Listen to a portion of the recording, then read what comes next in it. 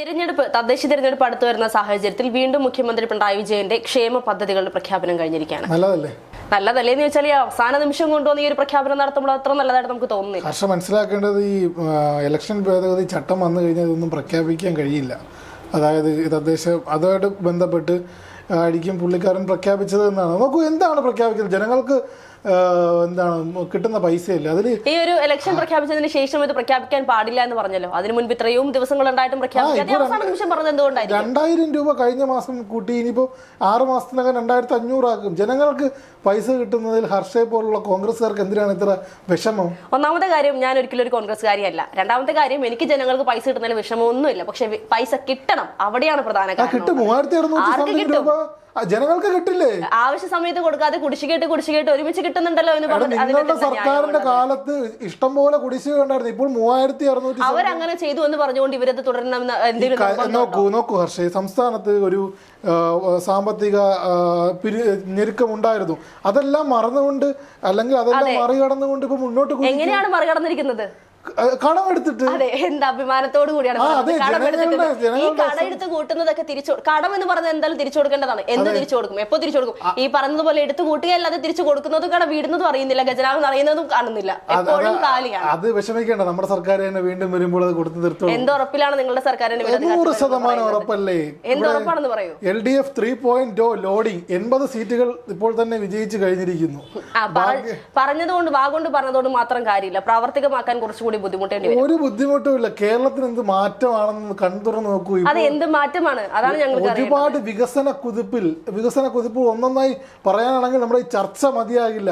കഴിഞ്ഞ 9.5 വർഷത്തെ പിണറായി വിജയന്റെ ഭരണ പരിഷ്കരണം എന്ന് പറയുന്നത്. അതെ, അതുകൊണ്ടായിരിക്കാം പല രാഷ്ട്രീയ നിരീക്ഷകരും സാധാരണക്കാരിൽ പലരും പറയുന്നത് ഇനി പിണറായി വിജയൻ ഭരിക്കണ്ട എന്ന്. രാഷ്ട്രീയ നിരീക്ഷകരൊക്കെ നിങ്ങളെപ്പോലുള്ള കോൺഗ്രസ്സുകാരുടെ നാവായിട്ട്, ഈ നിങ്ങളെപ്പോലുള്ള കോൺഗ്രസ്സുകാരെന്ന് എടുത്തെടുത്ത് പറയാൻ ഞാൻ ആദ്യമേ സൂചിപ്പിച്ചു ഞാൻ ഒരു കോൺഗ്രസ്സുകാരിയല്ല എന്ന്. പിണറായി വിജയനെതിരെ സംസാരിക്കുന്നവരെല്ലാവരും കോൺഗ്രസ്സുകാരിയാണ് എന്ന് അടച്ചാക്ഷേപിക്കുന്നത് എന്താണ്? അന്ന് ഹർഷയെ പോലുള്ള നിഷ്പക്ഷരായിട്ടുള്ള നിരീക്ഷകർ അല്ലെങ്കിൽ ജേർണലിസ്റ്റുകൾ പറയുന്നതല്ലേ, അല്ലാതെ സർക്കാർ പറയുന്നത്. ഇതായത് ഇവിടെ ഇപ്പോൾ സത്യം പറയാലോ, ഇപ്പോൾ അതിദാരിദ്ര്യം തുടച്ചു മാറ്റിയപ്പോഴെങ്കിലും പ്രതിപക്ഷവും നിങ്ങളെപ്പോലുള്ളവരൊക്കെ അറിഞ്ഞല്ലോ. 2016 ആദ്യത്തെ പിണറായി സർക്കാർ വന്നപ്പോൾ തന്നെ പറഞ്ഞാൽ അതിദാരിദ്ര്യം മാറ്റുമെന്ന്. അതിന് പിടിക്കാൻ കൃത്യമായ അവസരം കിട്ടിയില്ല എന്ന് പറഞ്ഞിട്ട് 2025 ഈ ഒരു അവസാന കാലഘട്ടത്തിലാണ് അദ്ദേഹത്തിന് ദാരിദ്ര്യമുക്ത കേരളം എന്ന് പ്രഖ്യാപിക്കാനുള്ള സമയം കിട്ടിയത്. പക്ഷേ പ്രോസസ് അല്ലേ, മണ്ടത്തരം പറയല്ലേ, ഇതൊരു പ്രോസസ് അല്ലേ? എന്ത് മണ്ടത്തരമാണെന്ന്? 9.5 വർഷം കൊണ്ട് ഈ ഒരു അവസാന നിമിഷം അദ്ദേഹം ഇത് പ്രഖ്യാപിച്ചു. അതിന് പിന്നാലെ യഥാർത്ഥത്തിൽ ഇത് പ്രഖ്യാപിച്ചതിന് ശേഷം നടന്നിരിക്കുന്നത് കേന്ദ്രത്തിൽ നിന്നും കേരളത്തിലേക്ക് കിട്ടുന്ന അല്ലെങ്കിൽ ജനങ്ങൾക്ക് കിട്ടേണ്ട പല ഫണ്ടുകളും നിൽക്കുകയാണ് ചെയ്യുന്നത്. എവിടെ നിന്നു? അതിനുവേണ്ടിയാണ് കൃത്യമായി പ്രധാനമന്ത്രിയുമായി കൂടിക്കാഴ്ച നടത്തി അത്തരത്തിലുള്ള. നിങ്ങളിപ്പോ അത് സാധാരണ ജനങ്ങൾക്ക് വേണ്ടിയുള്ളതല്ല, മറിച്ച് അദ്ദേഹത്തിന്റെ മകനും മകൾക്കും വേണ്ടിയുള്ളതാണ്. കേവലം ആരോപണങ്ങൾ മാത്രമാണ്. നോക്കൂ, എല്ലാം ആരോപണങ്ങൾ തന്നെയാണ്. ആരോപണങ്ങളിൽ നിന്നാണ്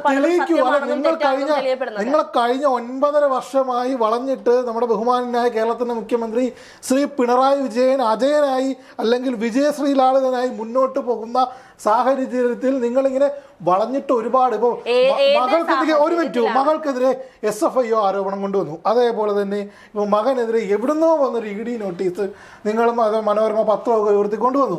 അപ്പോൾ അത്തരത്തിൽ ഇതെല്ലാം ആരോപണങ്ങളുടെ ഒരു കേസെങ്കിലും ഒന്ന് തെളിയിക്കൂ. ഇങ്ങനെ തെളിയിക്കാൻ സാധിക്കും? ബഹുമാനപ്പെട്ട മുഖ്യമന്ത്രി പിണറായി വിജയന്റെ മകനും മകൾക്കും എതിരെ വന്ന കേസുകളാണ് ഇതൊക്കെ തെളിയിക്കണം. ആഭ്യന്തര വകുപ്പ് കൈകാര്യം ചെയ്യുന്ന പിണറായി വിജയന്റെ മകൾക്കും മകനും എതിരെ വന്ന കേസുകൾ തെളിയിക്കാൻ സാധിക്കുമെന്നാണ് പറയപ്പെടുന്നത്. ED നോട്ടീസിന്റെ ഫോട്ടോ പുറത്തു വന്ന സമയത്ത് പോലും അദ്ദേഹം പറഞ്ഞത് എന്റെ മകന് ക്ലിഫ് ഹൗസിൽ എത്ര മുറിയുണ്ടെന്ന് പോലും അറിയില്ല. അതായത് നിങ്ങളുടെ PK ഫിറോസിനെ പോലെയൊക്കെ UDFന്റെ ഭാഗമായി പാർട്ട് ടൈം ജോലി ചെയ്ത്. വീണ്ടും ഞാൻ ചോദിക്കുന്നു, നിങ്ങളുടെ PK ഫിറോസ് എന്ന് പറയുന്നത് എന്തർത്ഥത്തിലാണ്? നിങ്ങളുടെ PK ഫിറോസ് എന്ന് വെച്ചാൽ നിങ്ങൾ അടങ്ങുന്ന പ്രതിസ്ഥാനത്ത് നിൽക്കുന്ന നിരീക്ഷകരും കോൺഗ്രസ്സുകാരുമായിട്ടുള്ളവരെയാണ് നിങ്ങൾ. അത് വ്യക്തിപരമായി കോൺഗ്രസ്സുകാരും എന്ന് പറയും. ഞാനൊന്ന് കംപ്ലീറ്റ് ചെയ്തോട്ടെ, അവസരം തരൂ ഹർഷേ, കംപ്ലീറ്റ് ചെയ്തോട്ടെ. അതായത് നിങ്ങളുടെ അല്ലെങ്കിൽ UDFന്റെ PK ഫിറോസിനെ പോലുള്ളവർ 5 ലക്ഷം രൂപ പാർട്ട് ടൈം ജോലി എടുക്കുന്നതല്ല. ഒരു ബിസിനസ് സംരംഭകനായ മുഖ്യമന്ത്രിയുടെ മരുമകൻ വിദേശത്ത് നിൽക്കുമ്പോൾ എന്ന് തുടങ്ങിയതാണ് ഹർഷേ ഈ പിണറായി വിജയനെ വേട്ടയാടാൻ തുടങ്ങിയത്. LDF 3.0 അതായത് അവസാനത്തെ പിടി കോൺഗ്രസിനെ വിട്ട് കഴിഞ്ഞിരിക്കുന്നു. ഇനി ഒന്നും ചെയ്യാൻ സാധിക്കില്ല. അവസാനത്തെ പിടി കോൺഗ്രസിനെ വിട്ട് കഴിഞ്ഞിരിക്കുന്നു എന്ന് എന്തുറപ്പിലാണ് പറയാൻ സാധിക്കുന്നത്? തദ്ദേശത്തിലെല്ലാം പൊളിഞ്ഞുകൊണ്ടിരിക്കുകയാണ്. തമ്മിലടി രൂക്ഷമാണ്. അല്ലെങ്കിൽ CPM-നകത്ത് തമ്മിലടി ഇല്ലേ? പുറത്തേക്ക് വരില്ല. ആര് പറഞ്ഞു പുറത്തു വരില്ല? LDF-നകത്തുള്ള തമ്മിലടിയായിരുന്നു പുറത്തു വന്ന് CPI CPM-ൽ നിന്ന് വിട്ടുപോയിരുന്നു എന്ന് പറഞ്ഞതും അതിന് പിന്നാലെ മന്ത്രിസഭാ യോഗം ചേരുമ്പോൾ 4 മന്ത്രിമാർ മത്സരിക്കില്ല എന്ന് തീർത്തു പറഞ്ഞ സാഹചര്യത്തിൽ CPM CPIക്ക് മുന്നിൽ മുട്ടുകുത്താൻ തുടങ്ങിയത് എന്തുകൊണ്ടാണ്? തെരഞ്ഞെടുപ്പ് കൈവിട്ടു പോകുമെന്നുള്ള ആ ഒരു ഭയം കൊണ്ടാണ്. പറയാൻ സാധിക്കില്ല. പറഞ്ഞോളൂ. അതായത് CPI CPM-ന് മുമ്പിൽ മുട്ടുകുത്തി എന്നൊക്കെ കേവലം ഈ മാധ്യമ വാർത്തകളിൽ ടിക്കറിൽ ഇങ്ങനെ അടിച്ച് ഫ്ലാഷായി കളയാന്നല്ലാതെ അവിടെ എന്താണ് നടന്നത്? രാഷ്ട്രീയപരമായിട്ടുള്ള അഭിപ്രായ വ്യത്യാസങ്ങൾ അല്ലാതെ മുഖ്യമന്ത്രി സ്ഥാനത്തിന് വേണ്ടി ഞാനാണോ നീയാണോ എന്ന് അടിയുണ്ടാക്കിയാലും പറയാൻ സമ്മതിക്കൂ. തരൂ. ഞാൻ പറയുമ്പോൾ ഇത് തന്നെയാണ് കെവിന്റെ ഭാഗത്തുനിന്ന് ഉണ്ടാവുന്നത്. ഈ ഞാൻ പറഞ്ഞ് പൂർത്തിയാക്കുന്നതിന് മുൻപ് കൗണ്ടർ അടിക്കാണ് കെവിൻ ചെയ്തുകൊണ്ടിരിക്കുന്നത്. ഈ മുഖ്യമന്ത്രി സ്ഥാനാർത്ഥിക്ക് വേണ്ടി തമ്മിലടി എന്ന് പറഞ്ഞല്ലോ, എവിടെയാണ് തമ്മിലടി? ആര് തമ്മിലാണ് തമ്മിലടി ഉള്ളത്? VD Satheesan, KC Venugopal, Ramesh Chennithala. ഈ തമ്മിലടി എന്ന് പറയപ്പെടുന്നത്, ഈ കോൺഗ്രസിനകത്ത് തമ്മിലടി ഉണ്ട് എന്ന് പറയുന്നത് ഇപ്പോൾ വ്യക്തമായി പറയുന്നത് പിണറായി വിജയൻ അല്ലെങ്കിൽ പിണറായി വിജയനെ പുകഴ്ത്തിക്കൊണ്ടിരിക്കുന്ന LDF സർക്കാർ തന്നെയാണ്, അല്ലാതെ മറ്റാരുമല്ല ഈ തമ്മിലടിയുടെ കാര്യം. പിണറായി വിജയനെ സപ്പോർട്ട് ചെയ്യുന്ന പല മാധ്യമങ്ങളാണ് ഇത്തരത്തിലുള്ള, അല്ലെങ്കിൽ LDF-നെ സപ്പോർട്ട് ചെയ്യുന്ന പല മാധ്യമങ്ങളാണ് ഇത്തരത്തിലുള്ള വാർത്തകൾ പുറത്തുവിടുന്നത്. വ്യക്തമായി ഹൈക്കമാൻഡ് അതിലേക്കാണ് വരുന്നത്. അല്ല, അത്തരം വാർത്തകളിൽ വിശ്വസിച്ച് ഹൈക്കമാൻഡിനാണ് ഇവരെല്ലാം കഷ്ടപ്പെട്ട് രാത്രിക്ക് രാത്രി വിളിച്ചു വരുത്തിയിട്ട് ഇനി നിങ്ങൾ പിണങ്ങരുത്, ഇനി നിങ്ങൾ അടി ഉണ്ടാക്കിയ ഭരണം കിട്ടൂല, കോൺഗ്രസിന്റെ കാര്യത്തിൽ തീരുമാനമാവേ, അതുകൊണ്ട് തന്നെ നിങ്ങൾ ഇനി മിണ്ടാതിരുന്നില്ലെങ്കിൽ ഓരോരുത്തരും തരൂല, രാഹുൽ ഗാന്ധിയെ വേണമെങ്കിൽ ഇവിടെ മുഖ്യമന്ത്രിയാക്കാം, നീയൊക്കെ മിണ്ടാതിരുന്നോളാൻ പറഞ്ഞത്. ഇത് പറഞ്ഞത് CPM LDF അല്ല, ഹൈക്കമാൻഡാണ്. എന്തുകൊണ്ടാണ്? കോൺഗ്രസ് എന്ന് പറയുന്നത് എപ്പോഴും ഒരു എല്ലാവർക്കും, കോൺഗ്രസിനകത്തുള്ള ഓരോ വ്യക്തികൾക്കും അവരുടെ അഭിപ്രായങ്ങൾ തുറന്നു പറയാനുള്ള സ്വാതന്ത്ര്യം.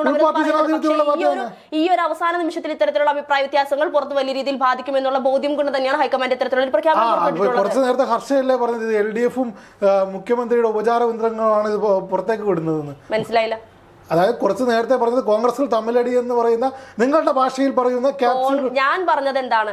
കോൺഗ്രസിനകത്ത് ആരാകും മുഖ്യമന്ത്രി എന്നൊരു തമ്മിലടി ഇല്ല എന്നാണ്. മറിച്ച് സ്ഥാനാർത്ഥി പട്ടിക പുറത്തു വന്നതിന് പിന്നാലെ കോൺഗ്രസിനകത്ത് തമ്മിലടി ഉണ്ടെന്നും പലരും പുറത്തേക്ക് ഇറങ്ങുന്നുണ്ടെന്നും വാർത്തകളിൽ നിന്ന് നമുക്ക് മനസ്സിലാക്കാൻ സാധിക്കുന്ന കാര്യം തന്നെയാണ്. കഴിഞ്ഞ 2 മാസമായി KC വേണുഗോപാൽ കേരളത്തിലേക്ക് വന്ന സാഹചര്യത്തിൽ ഇവിടെ VD സതീശനെയും രമേശ് ചെന്നിത്തലയും വെട്ടിക്കൊണ്ട് KC വേണുഗോപാലോട് പിടിമുറുക്കുന്നുവെന്ന് മാധ്യമ വാർത്തകൾ നൽകിയത് പിണറായി വിജയനാണോ, CPM ആണോ, LDF ആണോ? CPM-നെ പൊക്കിക്കൊണ്ടുവരുന്ന പല മാധ്യമങ്ങളാണ് ഇത്തരത്തിലുള്ള വാർത്തകൾ പുറത്തുകൊണ്ടിരുന്നത്. പിന്നെ മാധ്യമങ്ങളാണ്. ഇപ്പോ തുടക്കത്തിൽ കെവിൻ പറഞ്ഞതുപോലെ മാധ്യമങ്ങൾക്ക് എന്തും പറയാനുള്ള റൈറ്റ് ഉണ്ട്. അവർ പലതും പറയുന്നുണ്ട്. മാധ്യമങ്ങൾക്ക് എന്തും പറയാനുള്ള റൈറ്റ് ഒന്നുമില്ല. മാധ്യമങ്ങൾക്ക് വസ്തുനിഷ്ഠമായ കാര്യങ്ങൾ പറയാം, അല്ലെങ്കിൽ അതിന്റെ പരിണിത ഫലങ്ങൾ മാധ്യമങ്ങൾ അനുഭവിക്കുമെന്നേ പറയാനുള്ളൂ. ആ ഒരു അനുഭവമായിരിക്കും ഒരുപക്ഷെ ഏഷ്യാനെറ്റും ഈ പറഞ്ഞ പോലെ റിപ്പോർട്ടറും ഒരേ സമയം അങ്ങോട്ടും ഇങ്ങോട്ടും കേസ് കൊടുത്തിട്ട് നമ്മൾ കണ്ടത്. അത് സ്റ്റേറ്റ് സെക്രട്ടറി ആയിട്ടുള്ള രാജീവ് ചന്ദ്രശേഖരനെതിരെയും മറ്റു വാർത്ത മെസ്സിയുമായി ബന്ധപ്പെട്ടുള്ള വാർത്തയ്ക്ക് അവർ തമ്മിലുള്ള ഒരു കോൺഫ്ലിക്റ്റ് ആണ്. അതൊന്നുമല്ല.